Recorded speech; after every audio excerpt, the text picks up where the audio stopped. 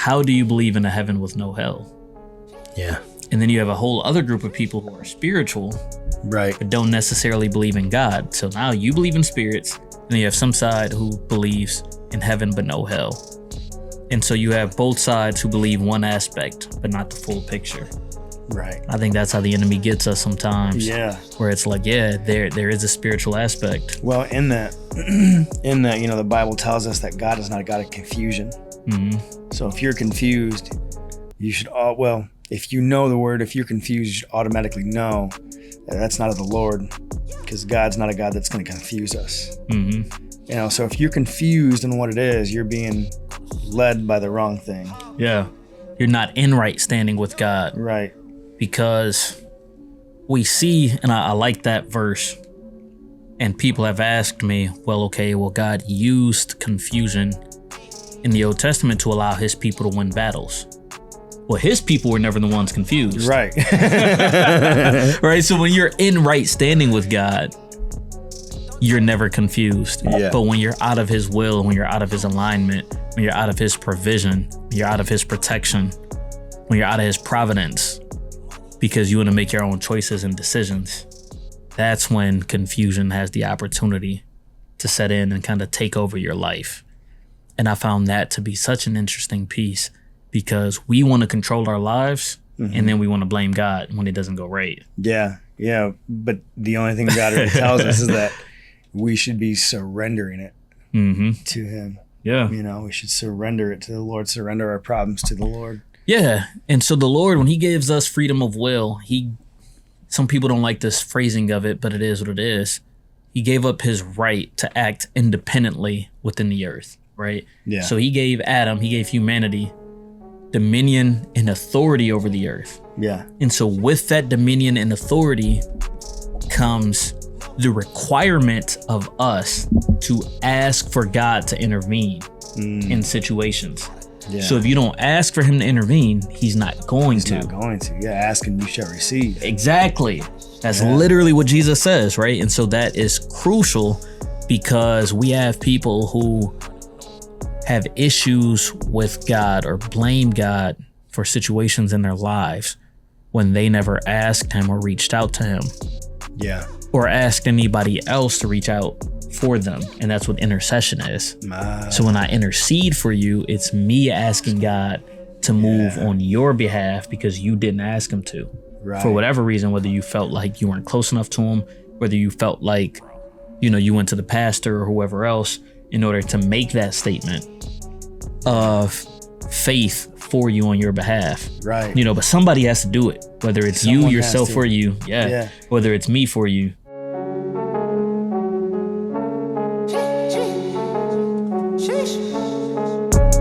Welcome to the Classic Man Podcast. I'm Justin Kashmirchik, also known as the Jump Cut King. And before we dive into today's episode, a quick word. First off, if this is your first time tuning in, hit the subscribe button, tap the bell, and drop a link. And if any of this resonates with you, support it. It costs nothing and means everything. You can catch Classic Man on all major podcast platforms, so head over to classicmanpodcast.com after the show for guest info, all the links, bonus content, and maybe support the team. Buy him a cup of coffee. Secondly, beyond being a friend and brother to these guys featured on this podcast, I also launched a business that might just change the way you think about web design. It's called the EGT Universe, and you can find out all about it at egtuniverse.com. And to get on the ground floor when we launch the public service, you can join the newsletter and get in on a whole new way to build your brand online. No more Squarespace, no more WordPress, just a sleek, high-end luxury web experience without the price tag of a Fortune 500. And if you or someone you know is launching something or operates a brand, a nonprofit, a business, and they need a digital facelift, my marketing company can help them. We've already started serving startups, creatives, and even big organizations. It's a real impact. Go to egtuniverse.com and drop me a line. But for now, turn it up, tune in, really focus. Let's get into today's content. Men have said it for a long time. Closed mouths don't get fed. Yeah. You know what I'm saying? That's the truth. And the other thing I'm learning too is that no matter what the situation is, because, I feel like I'm going through hell and high waters right now with my oldest daughter. And the one thing that I'm realizing more and more is that no matter how bad it looks, that's just the enemy's way of trying to see it, make you see it for the bad. Mm-hmm. But really, God's already won. Yeah. You know, he sacrificed his own son, and he defeated the enemy. He defeated Satan. And so now I have to realize Satan's only job is to make things look bad. Mm-hmm. Because whatever is bad, God's going to take it and turn it for the good. That's right. You know, I was reading this last night in my devotion. If we do and follow what God tells us to do, his people are always on top. Oh, for sure. He says, I'm first. Mm-hmm. He's not last. You know? Yeah. And his only command that I learned is that when we do what he asks, we will always be on top. Mm-hmm. And Satan's only job is to make it look bad. So once again, just like in Job's case, all he wanted Job to do was to curse God. Yeah. To turn from him. To turn from God. Just Yeah. like he turned from God. Yeah. But if we realize that it's already going to be one, God's just working it out, you know? Yeah. There's going to be a testimony behind that that's going to be so powerful. Yeah. That's going to change lives and break chains. It really is. And what's so interesting about that is because we look at God as powerful from an unbeliever standpoint, right? This is, oh, you tell me God is all powerful. Mm-hmm. We try to take away our level of accountability and responsibility from it. Okay. And everything that God gives us covenant wise is conditional. Yeah. Right. And so, like you said, if we do our part, that was the first part to what you said, right? So he says, seek ye first the kingdom of heaven. Yeah. And all of these things will be added unto you. Right. Well, we want all of these things. Right. But we don't want to seek ye first. If you abide in me and I abide in you, ask whatever you want and it shall be done. Yeah. Ask whatever you want and it shall be done. That sounds good. That does sound good. But that first part is abide in me. Spend your time praying, talking to me. Spend your time learning the word. Spend your time in worship and in whatever it is that you ask, right? I'll give you Old Testament, right? Seek ye first. Sorry, I just pulled back to the Matthew already. Let's run that back, right? If my people who are called by my name will humble themselves and pray, then I will be in their midst. I will hear their prayers and I will answer them and I will heal their land, right? Yeah. That's that 2 Chronicles. And every single time you find if you do this, I will do this. God will respond, but we want to pray and ask him to respond and we want him to move. And we fail to do anything on our part. Yeah. Right. But again, because we have to ask him to intervene, that's like we call God a father. Right.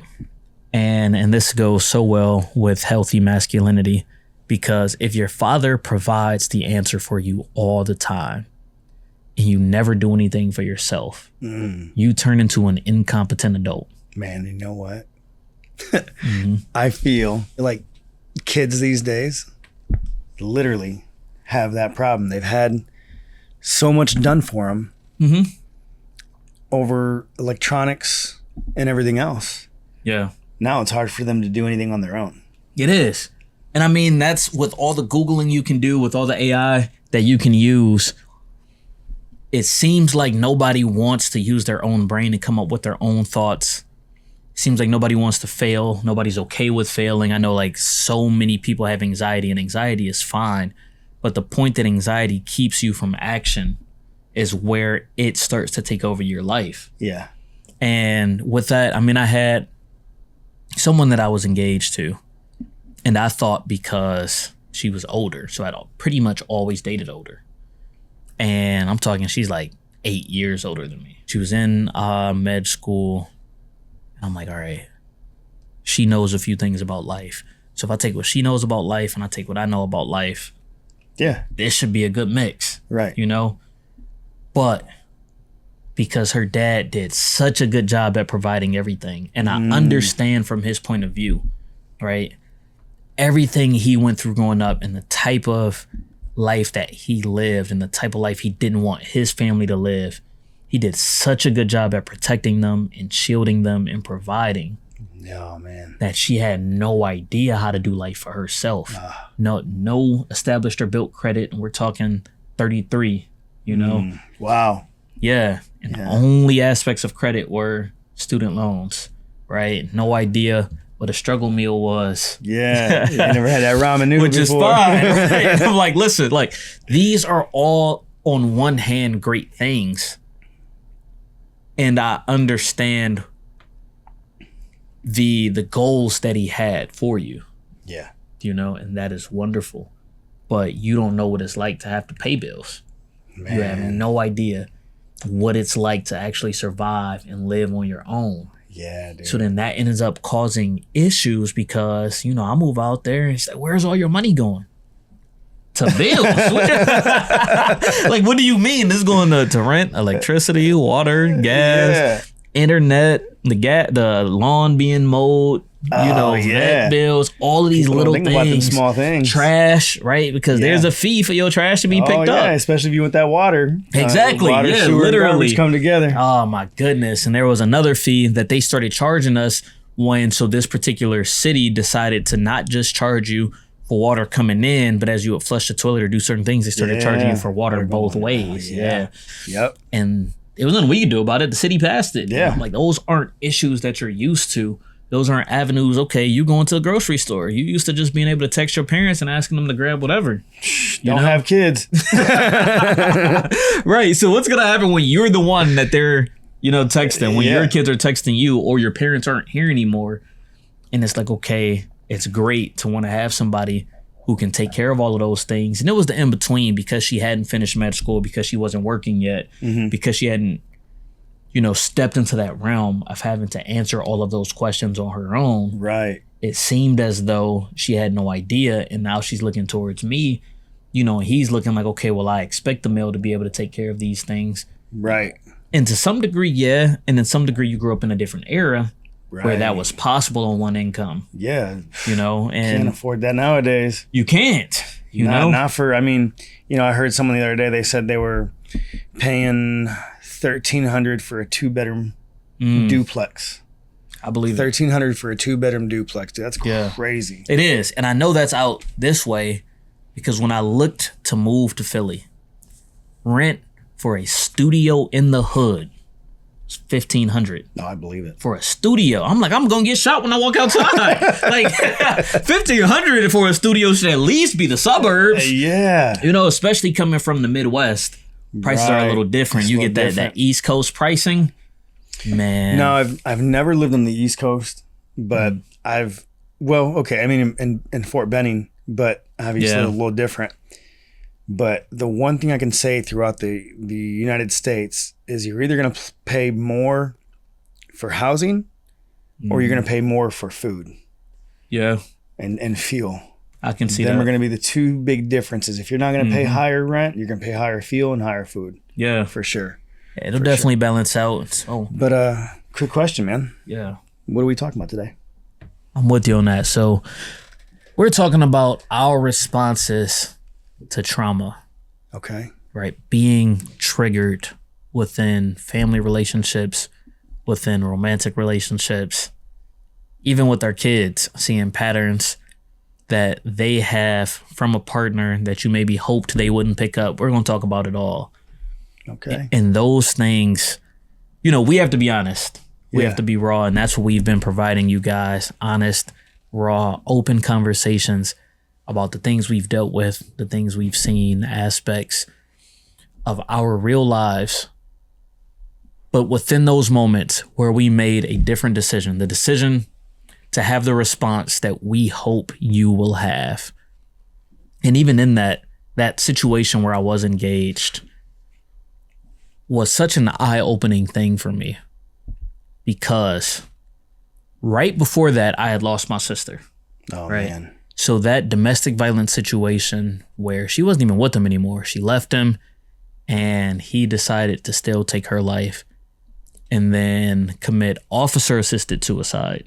So he wasn't even able to commit suicide on his own, yet he was able to take her life, Yeah. which is insane. That is insane. I'm so sorry to hear that, man. And man, it's crazy. And I get that question a lot. Well, like, how are you not angry? How do you deal with that? Like, and I said, yeah, you're assuming I'm not angry, first off. Yeah, right. But I did. I went through so many emotions. I went through such a wide range of emotions. And you add that on top of a divorce, on top of finding out my kid wasn't my kid, all at the same time in life. And that's after the girl that I dated in college passing away our second semester.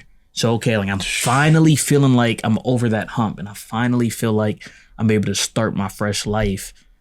And all of this snowballs at the same time in the middle of COVID.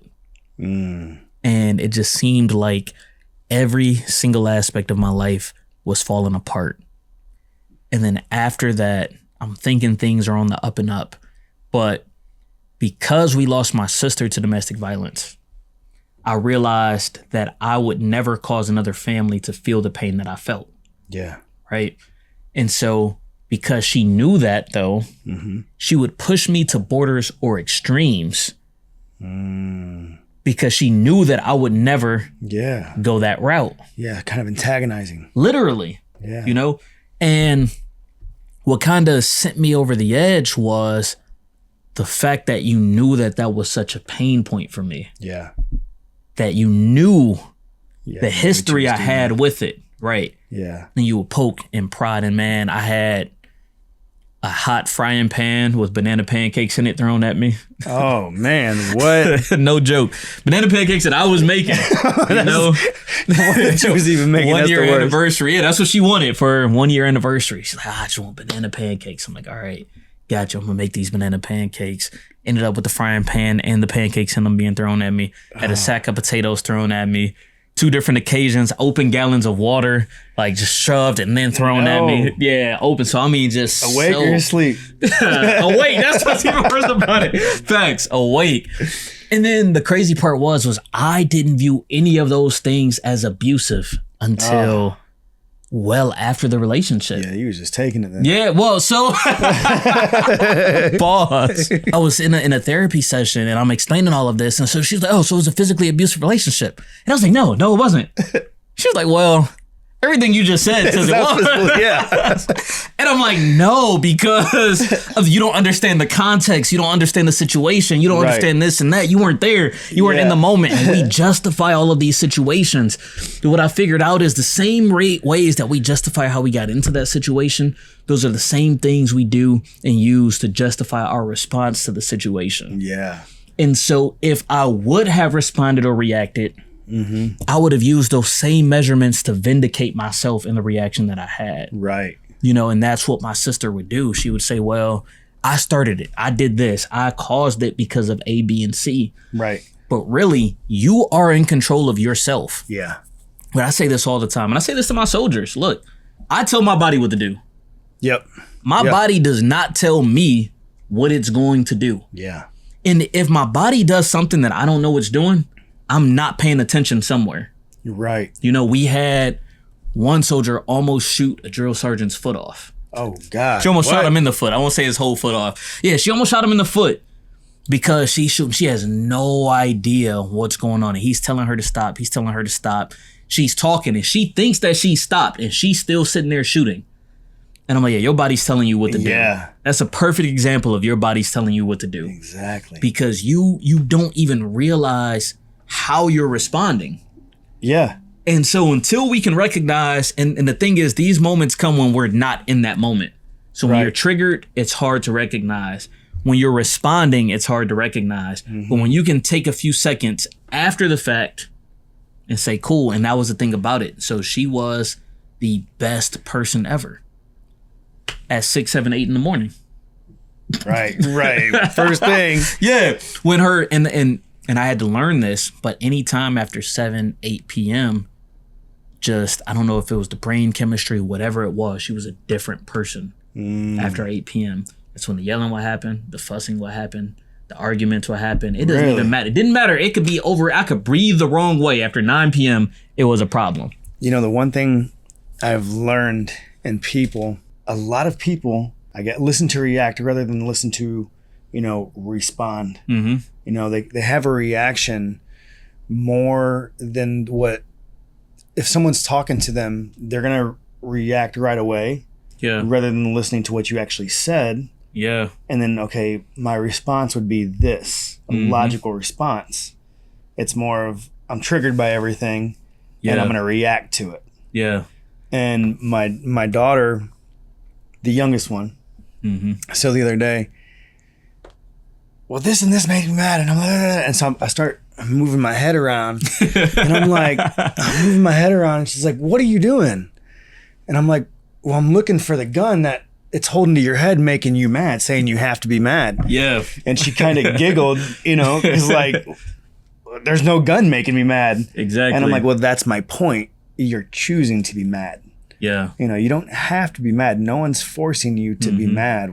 We choose to be mad.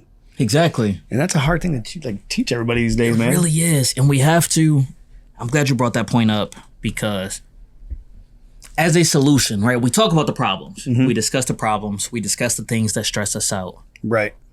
But oftentimes what we fail to do is put something in place to protect ourselves in those moments where we are triggered and we're having these responses. And we did an activity with the students maybe a month and a half, 2 months ago now, where we took those little mirrors and we had to write an affirmation on it. Yeah. And the one I chose to write on mine was, I choose to be happy. Okay. And I put that in the car. And then it was interesting how, as I got in the car every day and read that, how many times where I was like, man, this morning is rough. Like, I didn't have my caffeine yet. I didn't this, I didn't that. I didn't get enough sleep. And I would just read that. And I'm like, no, it's a good day. Yeah. Like, I'm in my own car, put some music on. Okay, I got a long drive. It means I got a lot of time to vibe. I got a lot of time to chill, fix my face before I interact with anybody. Because I don't like the mornings. Yeah. Right. So now I have some time to myself to figure it out before I have to show my face. And bro, you gotta leave. You take off early for work. Yeah. You know what I'm saying? You take off early. Man, and it took me back to, because I was so conflicted at AIT in particular, where our wake up time was 4 a.m. Yeah. First formation was 4:30. Yeah. I didn't have time to fix my face before getting out the first formation. We're getting there and that's it. But I still wanted to be the best. Roger. And so I knew that attitude wasn't what I could have, but I had to determine, this is something my dad taught me. He said, sometimes you have to give up something you love for something you love just a little bit more. Yeah. And man, like, okay, I love sleep, right? I like getting my rest. I love being well rested, but I love being the best. Oh, yeah. So I'm going to be the first one out here. I'm going to be on time, which means early. Yep. Every single formation. Every day. They're not going to step out here and I'm not here. I'm not going to be running up at the last second. Last minute. That's not going to happen. And then when they talk to me, when they interact with me, I'm not going to show this side of me that has this attitude. Right. And that reshaped so much on the civilian side. Yeah. Because now when I interact with people, do I still have moments where I want to say certain things from the Army side? Of course. Like, you guys don't realize how much self-control it takes. Oh my God. Not to call you what you are sometimes. Okay? Because we are extremely direct with our soldiers, And I've learned now to use sarcasm as opposed to negative reinforcement. Yeah. Especially the way that we've softened up as the Army. Oh, yeah. And so I might say, you must have forgot how to read today. When you remember, go back and reread that message and figure out, because the answer is in it. All right. Right. And that's a lot better than calling you some negative names. Yeah. But it still allows me to feel like you're right. You came on top a little bit. Right. Yeah. Got to get you to understand a little bit better. Exactly. But it's just, we have to be okay with being called out and not internalizing. And when I worked for the Marine who had retired, he said, when you're addressing people, and I work in a church context, right? So a lot of times you have to be extremely delicate in how you phrase things to people. Right. And what he said to me was, when you're addressing people, and then he did it to me a bit later, right? When I got in trouble. But how he said it to me was, you have to let them know that you are addressing their production and not their character. You're addressing a particular issue and not saying this is who you are as a person. Right. And that becomes critical in relationships, because a lot of times it's so easy and we're so quick to view ourselves as a victim. Yeah. Or view what we're receiving from somebody. And in our response, we don't understand how we're attacking them. Right. We don't understand the aggression that we come off with. Yeah. We don't understand the ways that it seems like we're being divisive, right? Because we're so much more focused on proving a point than we are connecting with that person. Yeah. And if we can talk about how a particular aspect affected us and not make it about the person or who they are, then that person can hear us and respond accordingly and show up for us instead of defending themselves. Yeah. You know what Jesus called that? A parable. That's for sure. That's why he spoke in parables, man. It's because it's easy to be offended. Yeah. As humans, it's easy to be offended for real. When someone's given the constructive criticism, if you're not used to it or coming from a home that does have it or is used to getting constructive criticism, you're going to take that the wrong way. Yeah. And be triggered by it. And it's super easy as human, man. It really is. And it's up to us as men to set that tone. Okay. Like, you have to set the tone for the relationship. And what does that look like? I had that same person, the one that I was engaged to. I realized after several months, and I said this early in, so I had set the expectation, but then I had to show how to walk it out. Right. Because you can say things, you can say what triggers you, you can say what bothers you. And the way I say it and the way you interpret it might be different. Right. And then the way that you interpret it versus the way you think you practice it are different. So there's 3 different pictures here. Okay. And until you actually see something in action, you don't understand how the verbalized version and the practical version meets. Okay. So I said, look, we talk to each other like adults. Yeah. We don't yell, right? We don't talk down at one another. We don't attack one another. Okay. So later in different arguments, I would realize that she would call me a bunch of names. Okay. I never let it bother me. Right. Call me whatever you want to call me. Yeah. You know? But as we got farther into the relationship, I said to her one time, have you ever realized that I've never called you out of your name? I've never called you a negative thing. Yeah. Have we had disagreements? Yes. Have we had arguments? Yes. But have I ever called you anything other than something nice, something sweet, or a nickname that we have within a relationship? She sat there for a few seconds and she thought about it, you know, and she didn't want to answer then. You already know how it goes, right? She got that guilty feeling. Facts. But later, and this was the case often, that after she thought about it, after she had a chance to take it and process it, she would come back and then she would apologize after the fact and say, you know what, you're right. Like, I was upset in that moment and didn't want to admit it. But yeah, you really have never called me out of my name, but you were right. I do that to you every single time. So right now, the thing that I'm going to focus on, and here's what she said: be aware that it's going to take me some time to make this adjustment. Okay? Because I feel like sometimes as men, we have something that we bring forth, you know? I've told you about it. Yeah. Correct it. Yeah, I've discussed this with you. And then, all right, that second time, we talked about this already. That third time, man, didn't we? And then by that 4th or 5th time, we're like, we're done. We're done. We're ready to be at that point. And they're like, I'm just now breaking the habit. Yeah. You know? Yeah. And there's this great book that I've read by this couple, and they happen to be pastors. But the book is called Men Are Like Waffles, Women Are Like Spaghetti. Okay. Man, that makes sense. That makes sense. Right. Once you think about it. And I'm like, oh, all right, what does this mean? Okay. So if you take a waffle, if you sit there and you take your time, you can put 1 drop of syrup in every single box. Yeah. And the syrup in one box won't touch the dot of syrup in the next box. Yeah. All right. So each box is its own category. It's its own area. And when you're in that waffle box, that's what we're focused on as men. Yeah. So if I'm in work mode, That's what I'm focused on. Don't ask me about anything at home because it's gonna pull me into a different waffle box. Yeah. All right. Now, if I'm focusing on the kids, this is my waffle box. Right. If I'm making dinner, this is my waffle box. Don't ask me about our finances when I'm making dinner because right now my waffle box is dinner. All right. So let's jump to the spaghetti. When you make spaghetti, all right, you got the noodles, you got the sauce, you got the cheese. Hopefully, you got the hamburger meat over here. Some people slice up the Italian sausage, they got that on one side. Some people slice up onions or bell peppers or different things. Right. Whatever you're throwing in there, it all goes in one pot. Yeah. So everything touches something else. Right. All right. And that's how women process things. In life, everything is related to something else. I can see that. So to us, while we're cooking in the kitchen and this is what we're focused on dinner tonight, right? Their brain is, okay, well, this costs money.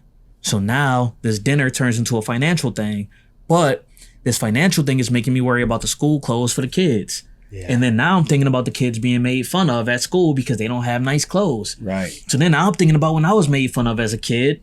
And because I was made fun of, now I don't know if I'm accepted. So now I'm questioning us and our relationship and whether or not you accept me in the relationship. Yeah, it just goes everywhere. It triggers everything. Everything is related. And I'm like, it's not. It's not related. But to them it is. Yeah. And so I've had this conversation and you have to come up with terms or different things to help them understand. And now in every relationship, or if I'm talking to somebody, I make this analogy of, hey, I'm a waffle, you're a spaghetti. I explain it.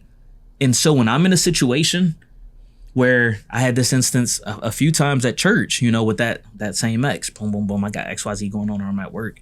Hey, I'm waffling right now. That's the terminology I use. Okay. I am waffling, okay? So I hear you. Yeah. I hear your concern. I am not capable of focusing on it at this moment. Right. Because I'm in my waffle box of this is what I do. Yeah. Right. So if I'm at work, do not ask me about anything unrelated to work. Right. Forget that. Whatever my particular thing is at work. Yeah. This is what I'm focused on. So even if you're asking me something else church related, it's not in the realm of what I'm dealing with right now.